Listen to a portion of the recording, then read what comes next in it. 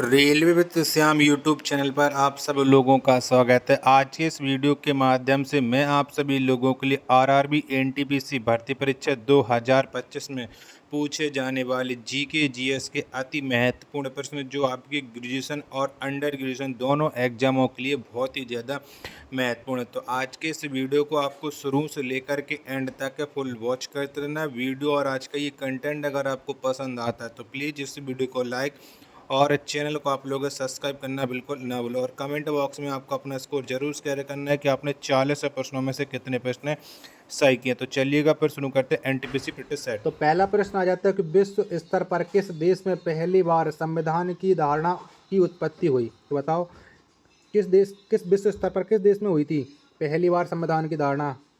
एक का right answer क्या हो जाएगा, तो ये अमेरिका में हुई थी। सी ऑप्शन देने वालों का करेक्ट आंसर हो जाएगा।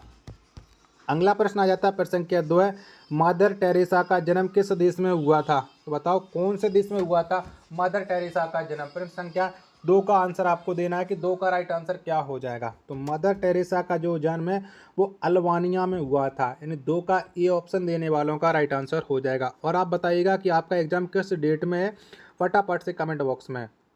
तीसरे नंबर का प्रश्न आ जाता है कि लाला लाजपत राय की मृत्यु किसके विरोध प्रदर्शन के समय हुई। तो बताओ किसके विरोध में हुई थी लाला लाजपत राय की मृत्यु। प्रश्न संख्या 3 का राइट आंसर क्या हो जाएगा। तो लाला लाजपत राय की मृत्यु साइमन कमीशन के विरोध प्रदर्शन में हुई थी, यानी 3 का सी ऑप्शन देने वालों का करेक्ट आंसर हो जाएगा। प्रश्न संख्या 4 है आपके सामने, किस देश के कॉफी बागान को फैजेंडा कहा जाता है। तो बताओ ये कहाँ के देश को कहते हैं फैजेंडा। प्रश्न संख्या 4 का राइट आंसर क्या हो जाएगा। तो ये ब्राज़ील के कहा जाता है। 4 का डी ऑप्शन देने वालों का राइट आंसर हो जाएगा।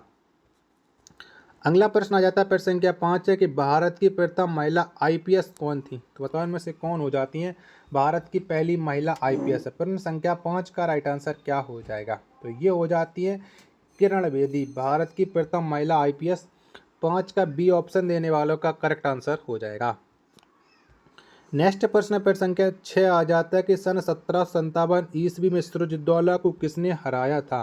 तो बताओ इनमें से कौन से व्यक्ति ने सिराजुद्दौला को हराया था सन 1757 में। छठवें नंबर प्रश्न का राइट आंसर क्या हो जाएगा। तो ये लॉर्ड क्लाइव ने हराया था। 6 का डी ऑप्शन देने वालों का राइट आंसर हो जाएगा।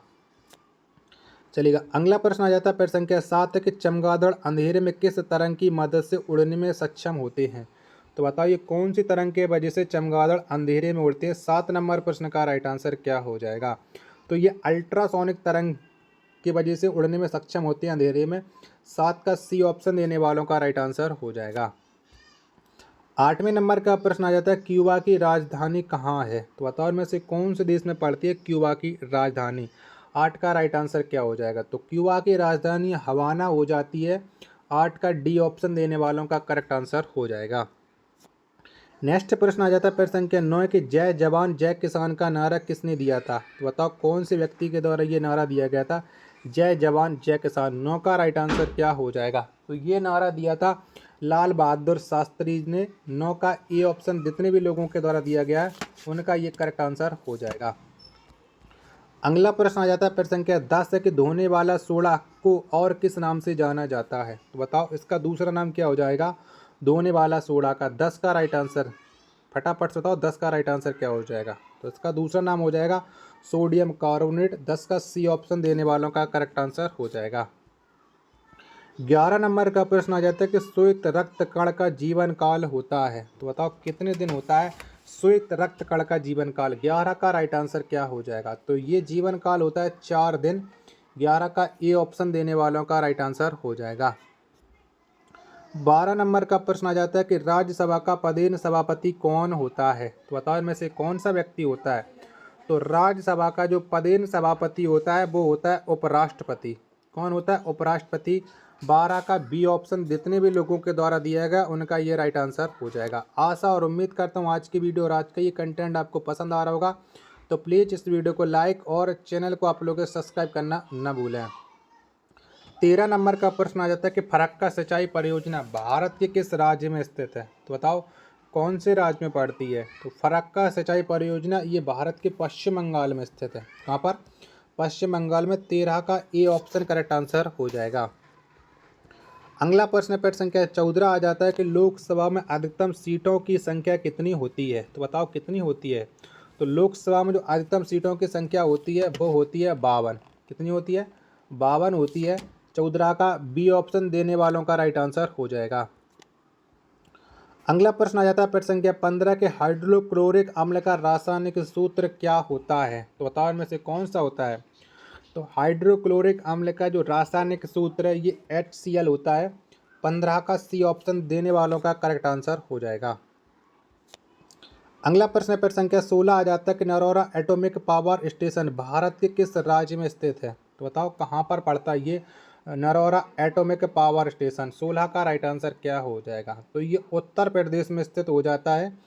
16 का डी ऑप्शन करेक्ट आंसर हो जाएगा।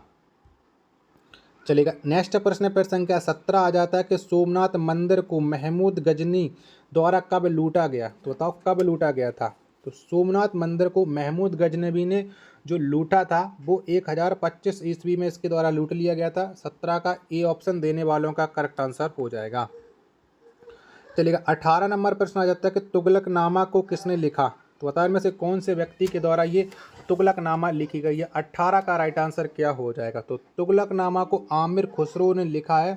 18 का बी ऑप्शन देने वालों का करेक्ट आंसर हो जाएगा। चलिएगा। नेक्स्ट प्रश्न आ जाता है आपके सामने प्रश्न संख्या 19 है। आगरा के किले को किस मुगल शासक द्वारा बनवाया गया था। तो बताओ इनमें से कौन से मुगल शासक ने आगरा के किले का निर्माण कराया था। 19 का राइट आंसर आपको बताना है। तो आगरा के किले का जो निर्माण करवाया था वो करवाया था अकबर ने। यानी 19 नंबर प्रश्न का सी ऑप्शन करेक्ट आंसर हो जाएगा।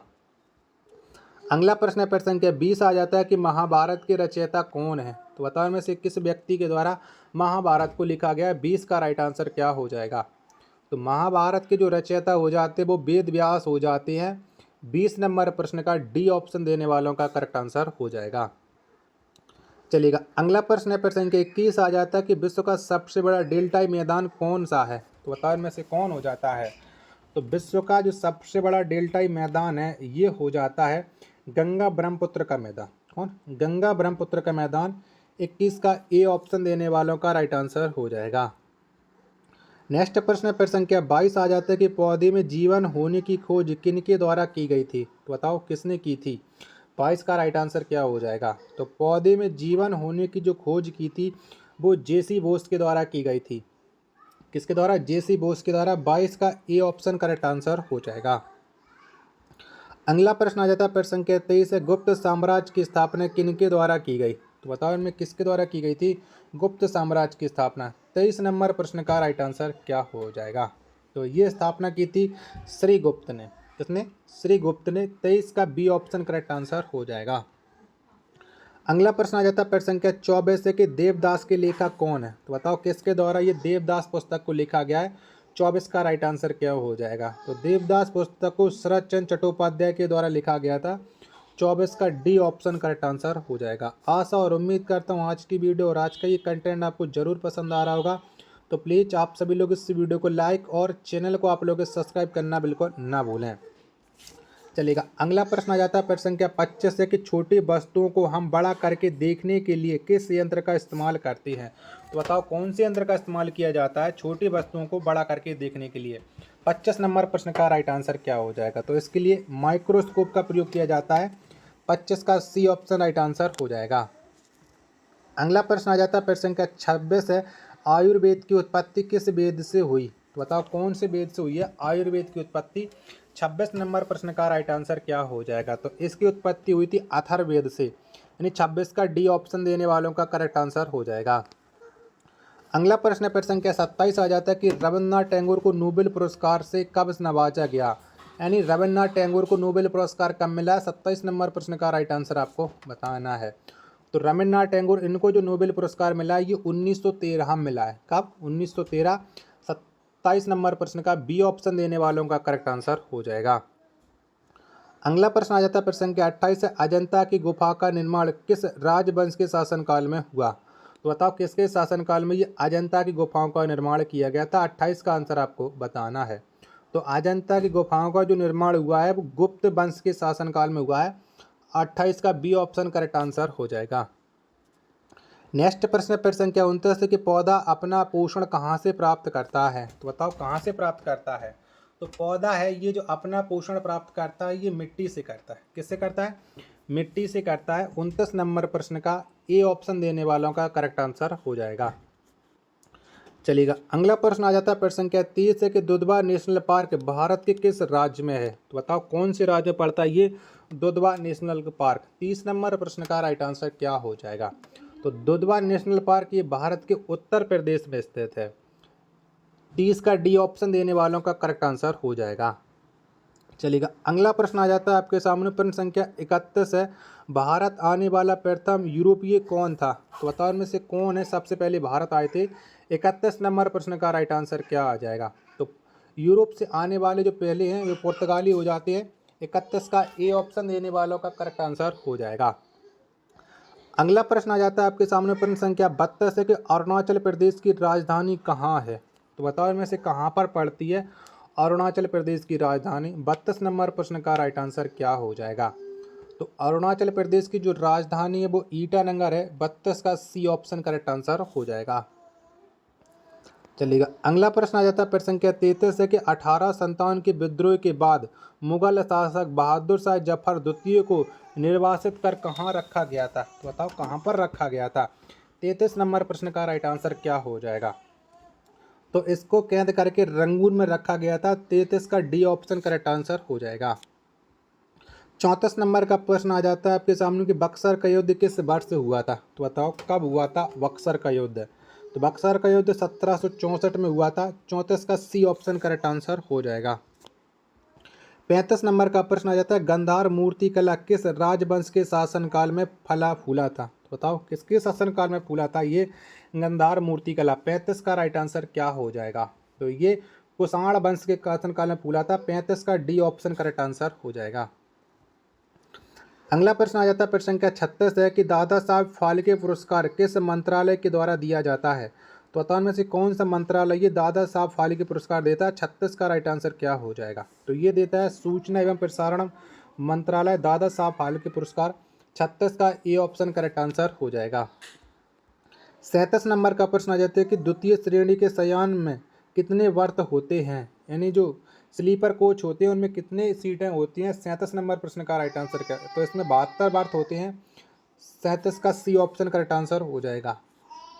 अगला प्रश्न आ जाता है प्रश्न संख्या 38 के प्रथम एशियन गेम्स कहाँ आयोजित की गई थी। तो बताओ कहाँ पर आयोजित हुए थे प्रथम एशियन गेम्स। 38 का राइट आंसर क्या हो जाएगा। तो प्रथम एशियन गेम्स ये भारत में आयोजित किए गए थे। 38 का डी ऑप्शन करेक्ट आंसर हो जाएगा। तो आज के इस वीडियो में इतने ही प्रश्न थे। अगर आपको ये वीडियो पसंद आई हो तो प्लीज़ आप सभी लोग इस वीडियो को लाइक और चैनल को आप लोग सब्सक्राइब करना बिल्कुल ना भूलें। मिलते हैं एक और नेक्स्ट वीडियो के साथ, तब तक के लिए धन्यवाद। जय हिंद, वंदे मातरम।